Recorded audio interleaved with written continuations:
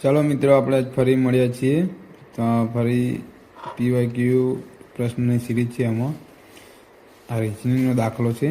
તો આપણે દાખલો ગણીશું.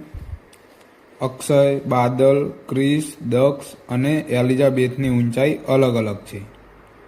આટલું વાંચ્યા પછી આપણે દાખલાને ધીરે ધીરે આગળ વધીશું. ડાયરેક્ટ એકી સાથે દાખલો નહીં વાંચી, જેથી આપણે એકી સાથે વાંચીશું તો આપણને કંઈ જ આમાં ખબર નહીં પડે. એટલા માટે આપણે સ્ટેપ બાય સ્ટેપ હાલીશું. હવે આ લોકો 5 લોકોની ઊંચાઈ અલગ અલગ છે એવું આપણને કહે છે. ચલો આગળ વાંચીએ. ફક્ત બાદલ ક્રિસ કરતાં ઊંચો છે. તો ચલો આપણે હવે આટલે ચાલુ કરીશું. બાદલ એ ફક્ત ક્રિસ કરતાં ઊંચો છે. એનો મતલબ એવો થયો કે બીજા બધા બાકીના ક્રિસ કરતાં નીચા હશે. તો 5 લોકો છે તો 2 લોકો બેસાડ્યા, તો બીજા હવે 3 લોકો અહીંયા બેસશે. તે આપણે આગળ વાંચીએ. આટલું વાક્ય વાંચતા આપણને આટલી ખબર પડી કે ફક્ત બાદલ જ ક્રિસ કરતાં ઊંચો છે. બરાબર. હવે એલિઝાબેથ એ અક્ષય કરતાં ઊંચી છે, પણ ક્યાં છે ક્યાં નહીં બેસાડી એ આપણને હાલ ખબર નહીં પડે. એટલે આને આપણે સાઈડમાં લખીશું.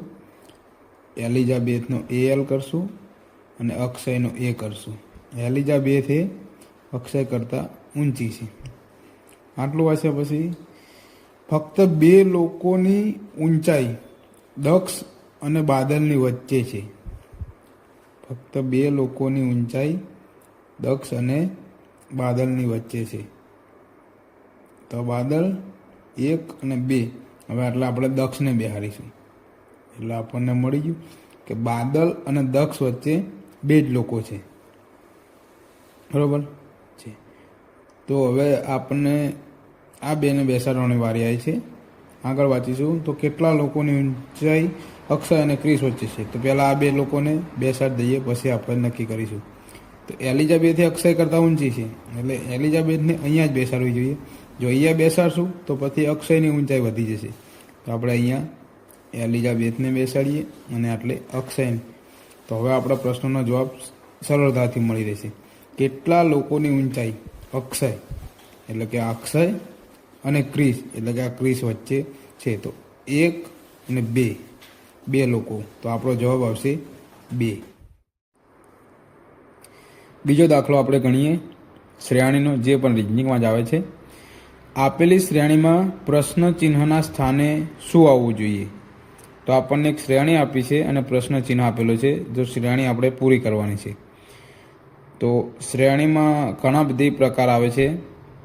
જેમ કે એક શ્રેણી સરવાળો હોય, કે બાદબાકી હોય, કે સરવાળો બાદબાકી બંને જોડે હોય, કે ગુણાકાર હોય, ગુણાકાર સરવાળો બંને જોડે હોય, કે ગુણાકાર બાદબાકી જોડે હોય, કે ભાગાકાર હોય, કે ભાગાકાર સરવાળો જોડે હોય, કે ભાગાકાર બાદબાકી જોડે હોય, કા વર્ગ થતા હોય, કા ઘન થતા હોય. એવા ઘણા બધા આપણને, કે અવિભાજ્ય સંખ્યાઓ હોય, કે વિભાજ્ય સંખ્યા હોય, એવા ઘણા બધા પ્રકારની શ્રેણીઓ આવે છે. તો આપણને આ શ્રેણી જોઈએ તો એની સંખ્યા 25, 44, 39, 58 ને 53. તો આમાં આપણને સંખ્યા ઉપરથી એવું લાગે છે કે પ્લસ કરીએ, પછી માઇનસ કરીએ, પછી પ્લસ કરીએ, પછી માઇનસ કરીએ, એ રીતે શ્રેણી ચાલે છે આગળ.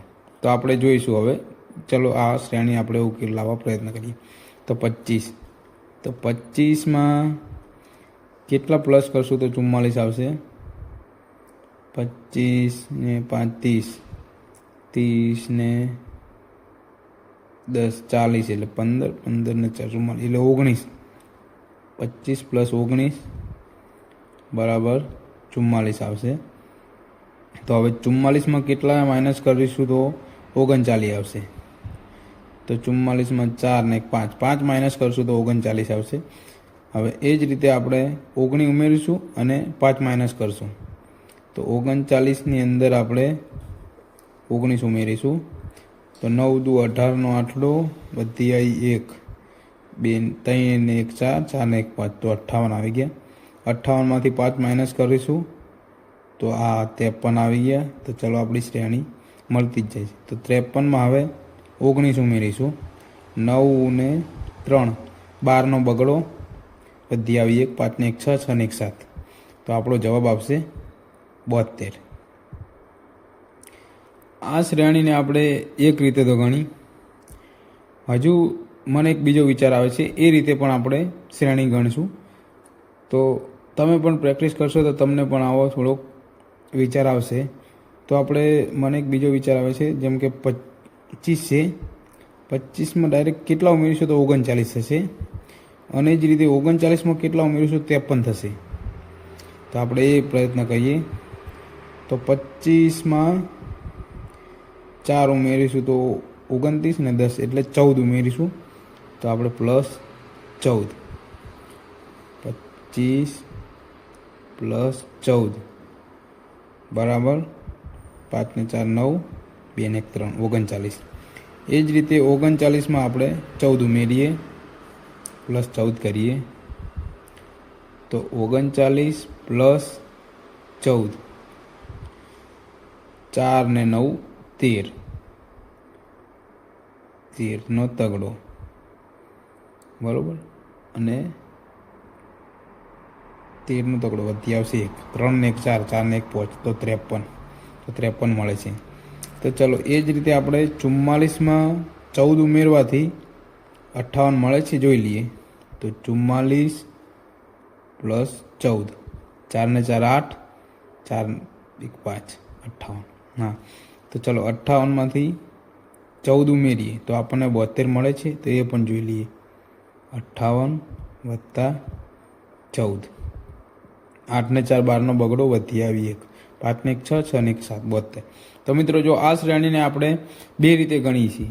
આ રીતે પણ ગણી શકાય ને આ રીતે પણ ગણી શકાય. તો તમારે શું છે, એકવાર પ્રેન ઉપાડીને ચકાસી લેવાનું છે કે કઈ રીતે ગણી શકે. તમે થોડી એવી મહેનત કરશો તો એનો જવાબ તમને ચોક્કસ મળશે.